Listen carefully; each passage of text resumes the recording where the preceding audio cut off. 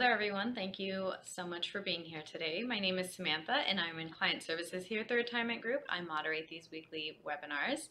In just a moment, we're going to be joined by our advisor, Patrick Ray, and he's going to be speaking to Merck employees about the emotional journey you embark on as you select your retirement date and how these emotions could potentially affect your investment decisions as well as your financial future.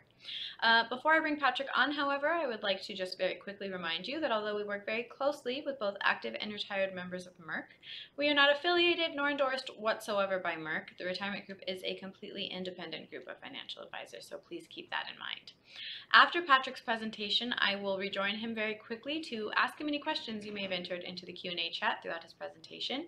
Please feel free to ask away. It is 100% anonymous, and we'll answer as many questions as we can, time permitted, of course. We do like to respect your time. And with all of that out of the way now, I'd like to introduce you to our speaker today, Patrick Ray. Hey, Patrick. Thank you for the introduction, Sam, and welcome everyone to today's presentation.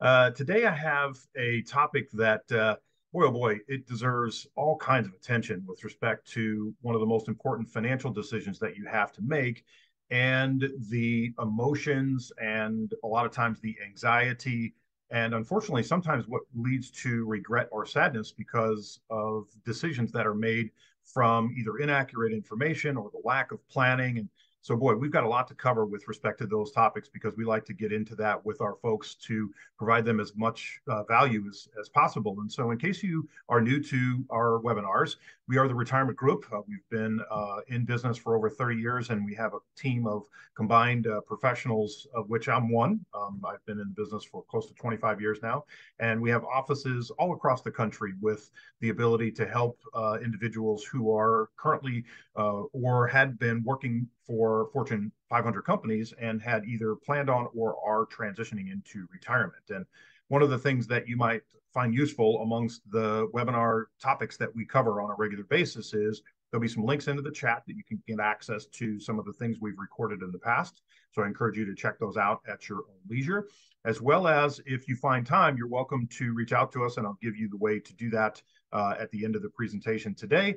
In an effort to do something called a financial or a cash flow analysis. And this happens to be a complimentary service that we offer to our folks to kind of help them vision what retirement looks like. And so we either A, confirm that they're on track to meet their goals at the given timeframes that they're hoping to ride off into the sunset and become happily retired, or we let them know where their shortfalls are and a way to actually get them to, work towards the things that need to be improved upon so they can meet their ultimate goals in the long run. If you're not already following us on our LinkedIn page, I encourage you to do that so you can take a screenshot of this QR code on the screen as we speak, and it will lead you to our LinkedIn page, which we have a ton of up-to-date and relevant information about a myriad of topics similar to our webinar series. And so one of the things that over my career I've found the most helpful for people who are transitioning into a successful retirement is to create a checklist. And as rudimentary as this may sound, you can literally bring out a yellow pad and start writing down some of the things that that you and or your family need to address in an effort to lead into and be comfortable with your decision that says, this is the date I'm eventually retiring after 30 or 35 or 40 plus years of work history. And so some of those things include, but they are obviously not limited to, the comfort of your decision. And a lot of times that ties to the emotions of which we're going to talk about today, and specifically get into a few of the examples about what we see that could create some issues if we don't address them in the most appropriate way possible. Of course, decreasing the risk in amongst the time leading up to and beyond retirement are obviously one of the biggest concerns for our folks that we speak to.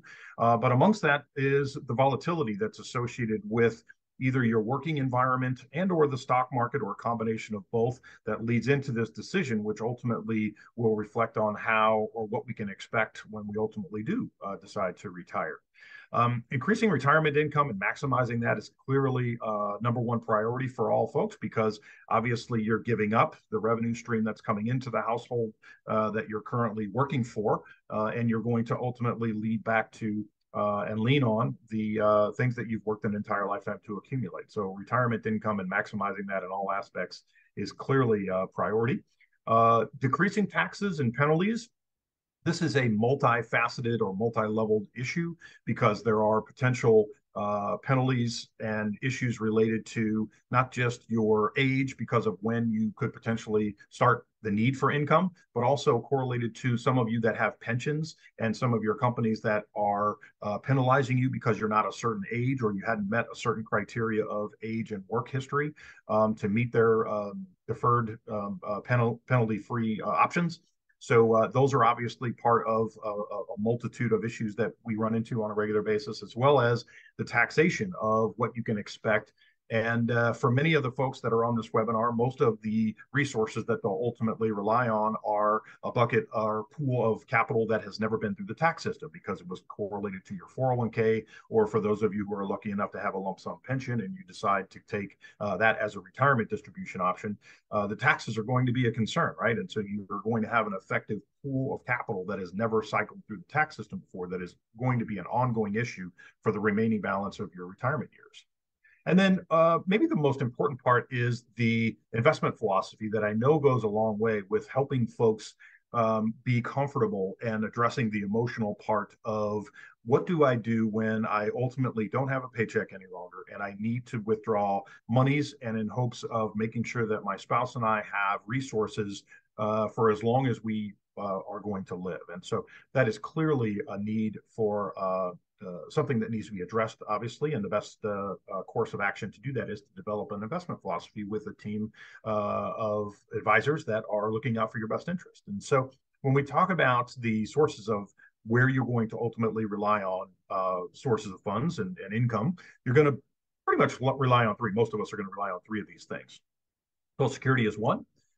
You might be lucky enough to have a pension, so pensions are another, and then your 401k or your other outside investments that you may have accumulated over your working years. And so each one of these has an intricate part of what role they play in the aspects of what you can expect from where your sources of income are going to come from. And you might benefit from understanding the protocol of the options for Social Security as an example of when to take it. And so this falls back, as many things do from our perspective, to the cash flow analysis and ensuring that you're making the most important decisions for a vital period of your time for you and your family. And so these are what the three sources of funds typically look like. And when you transition into retirement, typically what we talk about are the courses of action that are necessary for you to wrap your arms around the risk and all of the things that are associated with managing your own money if you're choosing to do that. A lot of folks choose to reach out to folks like us. And so we correlate that to some things that you want to know about from a behavioral perspective, because this seems to be a trigger for us to have a smooth and very calm ride for most of our retirees when we can get our arms around what we're speaking of when we talk about the theories of finance. And so there are two levels to the theory of finance. And one of them is the standard theory of finance. And so if you're an investor, you can vision the standard theory of finance very simply. You're making rational decisions, and you do that after considering all information that is known and factual. So in other words, you've got all the information in front of you to make a decision that you can think about from a rational perspective, and this is how you're going to proceed going forward. Now, from a stock market perspective or from a financing market perspective, the markets under the standard theory of finance are quickly known to incorporate all information, and they're factual in context. So what that means is that it will technically represent the true value of the potential security or stock or bond that you're considering on buying. So this is kind of what the standard theory of finance technically looks like. Now, the catch is we're not robots.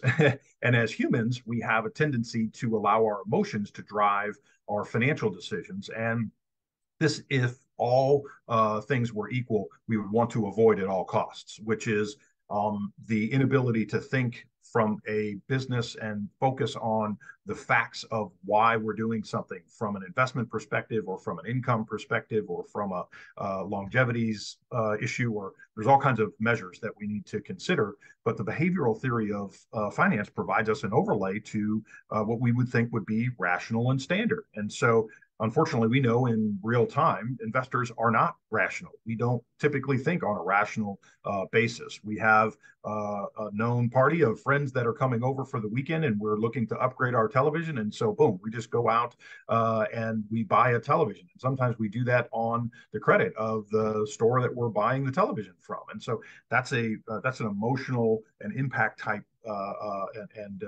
decision. And so, from a financial planning perspective, for sure, we've got to be careful that we're not making decisions like this because it could impact not just the here and now, but what means the most to you and your family for the next 20 and 30 and 40 years and beyond.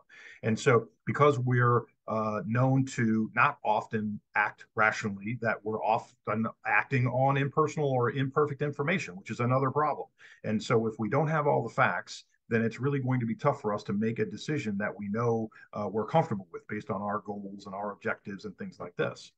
Now, from a stock market perspective, this is really going to be hard for us to beat if at all times we've got both the standard and behavioral theories of finance affecting what happens on a daily basis, which it does, which is why you see the stock market go up and down on a daily basis. And so in the short term, there are immense amounts of abnormalities and things that would create fluctuations. And we're seeing some of them as we speak today with what's happening overseas and with respect to the economic condition and interest rates.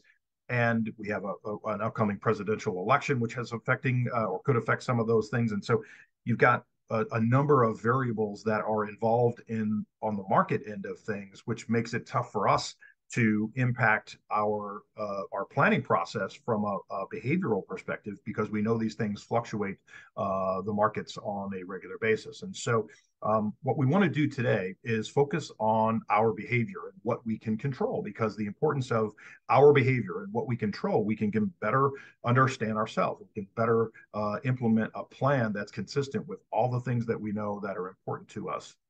And so in doing so, we might be able to intelligently figure out when the best day to leave the payroll is.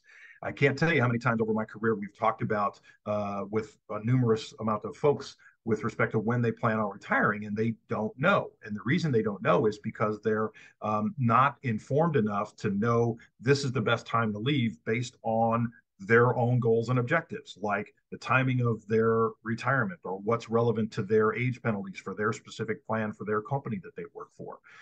So there's a lot of variables and caveats to helping what might be the most important thing for many of you, which is to understand the best day that you can walk away from the company with the most money. It also helps us develop solid and sound investment strategies. I mean, think about what we've recently went through here in just the most recent 24 to 36 months with COVID and with the interest rate issues that have impacted the economic conditions and the stock market specifically, and then what's happening overseas, and you've got all these different things.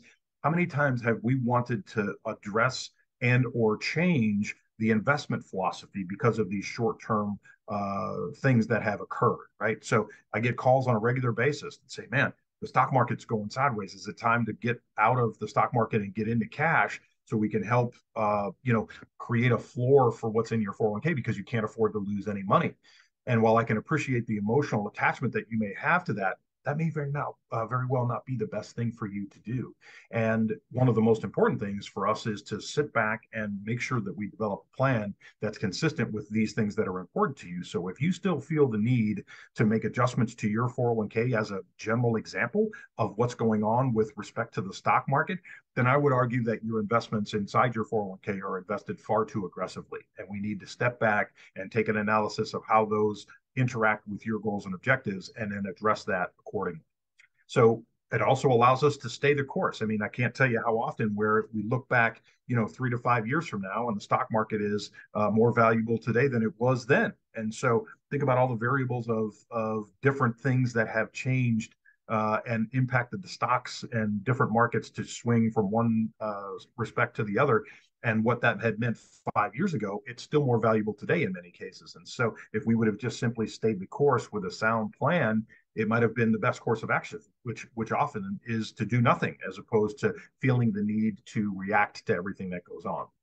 And so in general, this is clearly going to give you a better overall experience with respect to your plans and what's happening to your investments specifically. Now, on the behavioral side, there are a few things that I'd like to point out that are relevant to some things that we see on a regular basis. And some of these behavioral characteristics are referred to as like loss aversion and narrow framing and anchoring and mental accounting and hurting and regrets. Media response is a big one. So we're going to talk about a couple of these things, okay? First of all, hurting. The best example that we have of hurting would be to consider what is relevant today as, for example, the hottest investment that you can buy. Okay, so this slide shows a outlook of a 3, 5, and 10-year window of what happens to a five-star mutual fund. So if you're familiar with Morningstar, Morningstar is a rating system that rates investments and specifically mutual funds. And so what this analysis is showing us is that we have 100% of the analyzed mutual funds that were five-star rated at the time of the analysis, and then how they performed over a 3, 5, and 10-year period of time. And ultimately, in the end, only 14% of those hot funds or what was the thing to buy at the time is still relevant to be equivalent to a five-star performing mutual fund. And so this is disturbing to the extent where a lot of folks think that that's the time to be buying into these particular investments. And we can show you heaps of data that show that that's probably not the smartest thing for you to do in the grand scheme of things. And so clearly, this is one of the behavioral characteristics that we see on a regular basis, and maybe the most common one to avoid at all costs if it's possible. The only way to do that, of course, is to have a plan, and that's what we're here to do to help. So loss aversion is another one. And how many times do we speak to people on a regular basis that say, we're only willing to gain 2 to 2.5 times, which is effectively the average of what they would risk in an effort to be comfortable placing that bet, because most people don't like to lose money. So if you're trying to make a decision on where to invest your money in the stock market, some folks are only comfortable knowing that they're going to increase their money by a certain percentage or by a certain level of multiples in an effort to be comfortable saying that's the best thing for us to do. And if we step back and look at a financial plan and we do a cash flow analysis, and we know that between you and your spouse, you have a likelihood of living for 34 years in retirement, then we've got to ensure that we're doing things to help you outpace inflation over that 34-year window of time. And so loss aversion is something that we see on a regular basis that helps us put together a plan and certainly outline some of the concerns that folks have with respect to investing their money. So let's talk about some of the considerations that you need to have before you leave your job, okay? What we want to do at first, if at all possible, is assess the real motivation. Like, what are you doing leaving your job? Like, why are you doing that? And we hope to have a very prudent and very good answer as to what the repercussions are of leaving our job. Because you're ready, because it's time, because you can afford to do that, because your spouse is choosing or asking you to do so you can spend more time with the kids and grandkids, etc. So for whatever your reason is, we just want to make sure that we discuss potential adjustments that could be involved in the timing of when you leave the payroll. And you also want to do a very comprehensive comparison on evaluating the compensation package of what you're getting from all your benefits and your current job and what it pays you, et cetera. And then not just what that means to you today, but what it means or impacts to your overall retirement needs, and specifically your capital that you've built up and worked an entire life to accumulate, and how that would be affected by your decision to leave the payroll. And then we talked a little bit about emotions today, and this is a really big factor, which is let's make sure that we recognize the concerns of you working for a company for 30 or 35 or 40 years, and you're getting up and you're doing the same thing day in and day out for this window of time, and what that might mean to you if you decide that you're no longer going to work. And as odd as it may sound, I know for a fact there are people that are still on the payroll today because they don't want to deal with that emotion, and they don't want to deal with the ramifications of what happens because they don't have very many hobbies, and maybe they don't have a ton of family, and work is their only thing. And so even though they could potentially afford to retire, what they do is they choose to stay on the payroll because they're allowed to do so, and they're still a good working asset to the company. And so in doing so, they are immune to this potential emotional involvement of what is next. And so that is a big thing. And so I absolutely think that that should be part of the planning process and that should absolutely be addressed.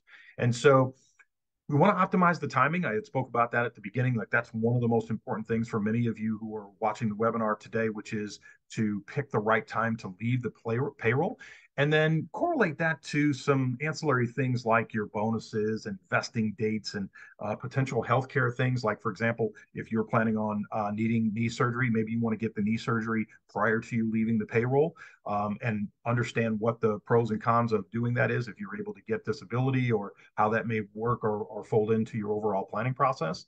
And then there's some loose ends that often need to be tied up. Like, for example, the outstanding reimbursements that you may get from flexible spending accounts if you're required to spend those funds before the end of the year, as well as healthcare savings accounts, which many of you have switched to the HSA versions of being able to save for your future retirement. And we, by the way, we have a webinar on the series of HSA stuff and what that means to you overall in a retirement planning perspective, especially because those rules have recently changed. So you may want to check that out. And then try at best to determine whom the best aspect of the team that you're looking to engage with would be as a partnership, so that you have a comfortable transition during this window of moving from an employee to being a retiree. And so, of course, that is all part of building a successful future. And we want to reflect on the skills and whatever it is that's required to have gotten you to this point, and you want to make sure that you're comfortable giving those up for whatever reason. And in the needs or aspects of moving on, some of you may be considering changing your careers or just moving on to a different opportunity, which is great. Just understand that there's some caveats to that and how that may impact you.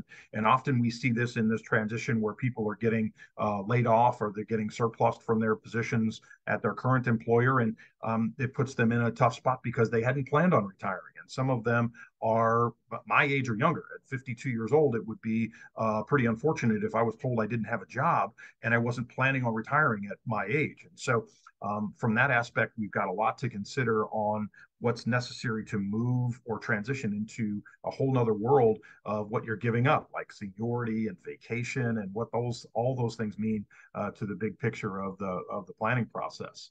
I had mentioned about the self-care thing, just like surgeries and things that you would probably already consider, obviously, especially if they're bothering you from a surgery perspective or some kind of medical procedure that you might want to consider. Those should be considered in many cases if you can do it while you're still on the payroll before you decide to transition off into either another payroll job or into retirement. And then the goals that you have could be established through a plan, through a partner of someone like us, for example. We're here to help.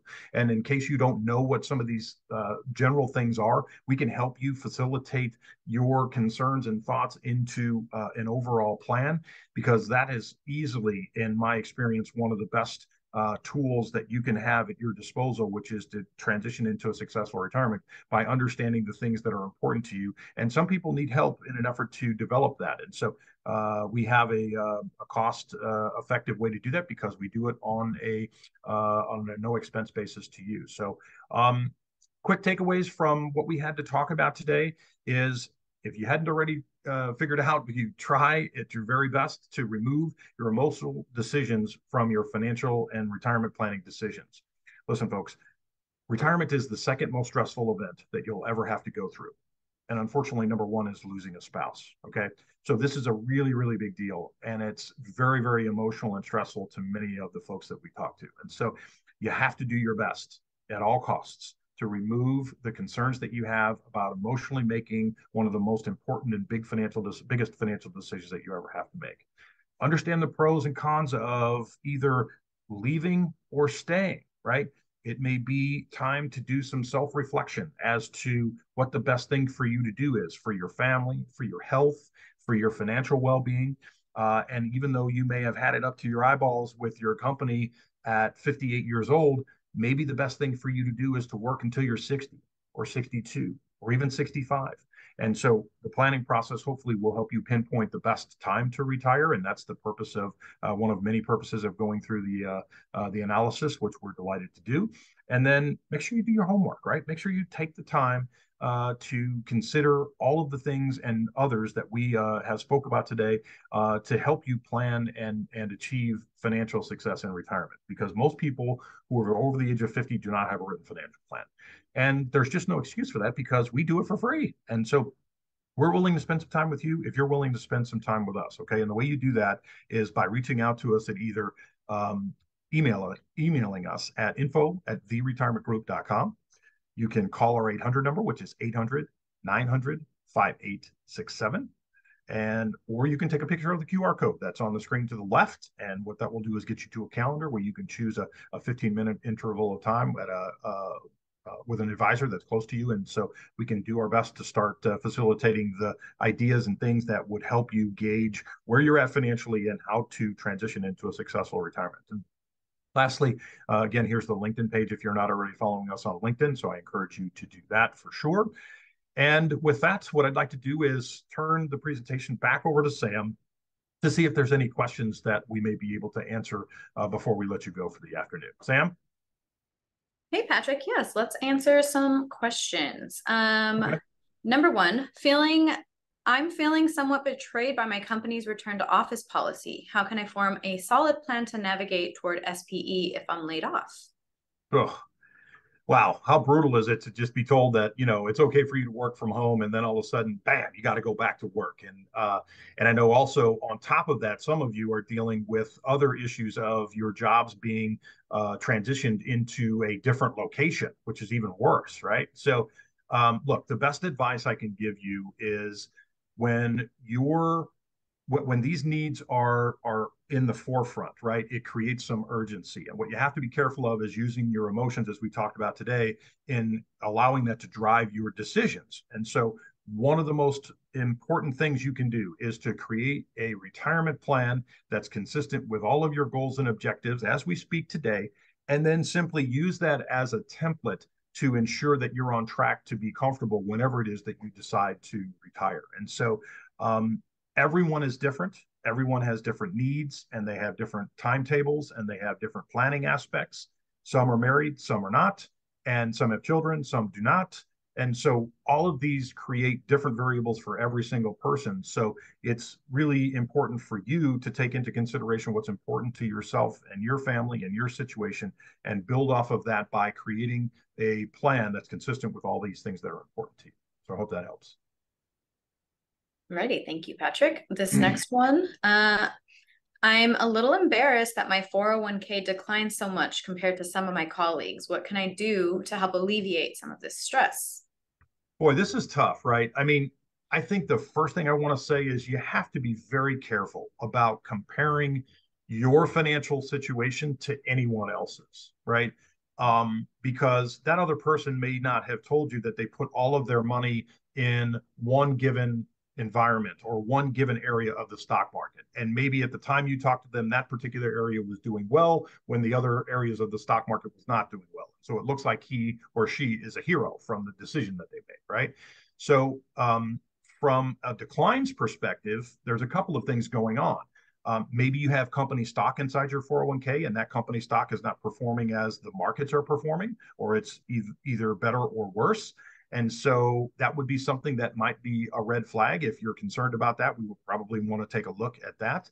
And then maybe even as a holistic view, concern ourselves with if we're just simply taking too much risk overall, right? I had mentioned this a few minutes ago, which is you got to be careful about feeling the need to react to every piece of information that happens on a daily basis, especially with respect to what's happening to the stock market. And so because of that, we want to make sure that we've got a sound plan and that your 401k has the solutions within the framework of that account to meet your overall plan. And that way you don't feel the need to be concerned or have anxiety because maybe your account is down a little bit because, frankly, the stock market is down. And so that might be a normal course of action in a given day or week or month, for example. So I would say in this particular case, I probably would encourage you to do an analysis on the actual holdings that you have versus the risk that you're comfortable taking, and confirm that those two things are in line with one another. That's for sure.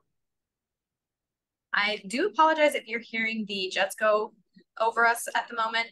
We are near Miramar Air Force Base, and I think they're Yeah. They're flying around. So I apologize Ah. if you can hear that a little too loudly. All right, Patrick, thank you. Number 3, with the stock market's downturn and the issues going on overseas, it's causing me some anxiety. Would it make more sense to push back my retirement date? Yeah, this is a good one, right? I mean, we're getting ready to run into a presidential election, right? There's a whole bunch of stuff that's going on overseas, as you pointed out.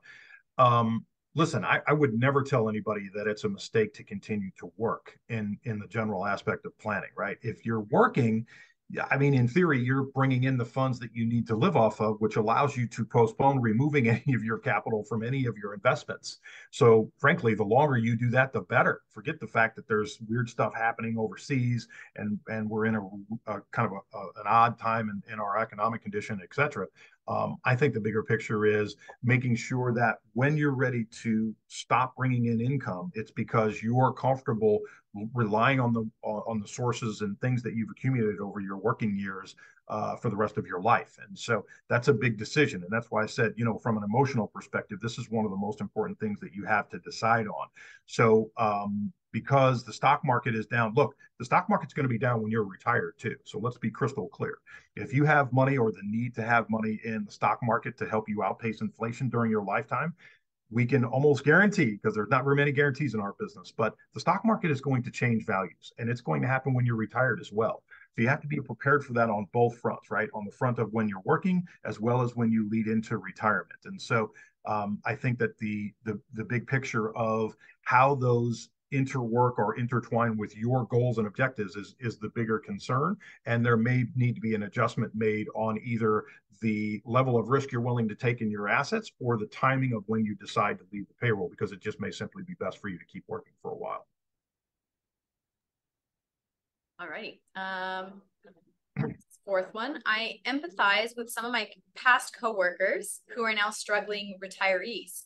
How can I remain hopeful yet rational about my own decision to retire? Well, that's a great question. Again, I would caution you to be careful about friends and coworkers or anybody else who retired or who's still working and how they have their 401k invested or what they're doing with their retirement, et cetera. Because what's most important is what's best for you and what's best for your family. So, having said that, though, I can appreciate that you empathize with some coworkers who maybe they were asked to leave the payroll, and maybe those people, in addition, couldn't find employment, because I know some folks like that. I have them as clients, and so that's pretty unfortunate, right? So, I think that in the big picture, having some empathy with those folks is clearly understandable for sure. But yet, how that applies to you is questionable, right? I'm not really sure, because maybe the need for your income is 2 times greater than the person that you're referring to who actually retired, or vice versa. Their need for income was twice as much as yours. And they were single where you're married and you have an additional spouse's retirement to help offset some of those concerns. So there's, a lot of moving parts and a bunch of variables that are involved to concern yourself with. And I think the most important thing you can do is to do your best to create a foundation with the planning in place so that you're comfortable that when the decision arises, or maybe the decision is made for you because you expected to retire at 60, but at 58, the company told you that you had to go. And if that's the case, you're prepared at least, right? So maybe you need to get work for 2 more years or so, or maybe you're just ready to fast forward your retirement and start a few years earlier. But either way, the planning process is the easiest solution to all these concerns for the most part. Alrighty, Patrick. I think we only have time for one more. So there is going Okay. to be a link in the chat that you can click to book an appointment with Patrick or one of his colleagues after this. I do apologize if we didn't get to your questions today. We like to respect your afternoon. Patrick, last one. I have some fears about inflation affecting my 401k. What steps can I take to safeguard it? Well, yeah, that's a great question. I mean, look, history has shown us that the best tool in our arsenal to outpace inflation is the stock market, right? The problem is that some people don't have the appetite for that, and I can totally appreciate that, right? So what we have to do is find the mix of what's right for you. And so while the unfortunate scenario of declines that occur, which happen obviously, and some of the recent activity has shown us that with what the stock market is doing as we speak today. But knowing that over your lifetime, the best thing to do is to have exposure to something that can outpace inflation might be the most valuable tool for us. And the way we figure that out is to do some planning and to do some homework and to see what your needs are, how much money you've saved, where it can come from. Do you have a spouse that has anything to add to the overall planning process? When the right time is to consider Social Security, and many of other things that would all entail an important part of the overall planning process. And so until we get a handle on that, it's really tough to say what the best short-term course of action is. And what we would hope to do is to have a good, solid formed plan for the long term and adjust accordingly as we need it, as life events happen and as things occur. All right, Patrick, that was it. Great. Well, we certainly appreciate your time this afternoon, folks. Thank you very much for joining us. We certainly hope you got some value out of what we had to talk about today. And until next time, we'll see you. Take care. Thank you, everybody. Thanks, Patrick.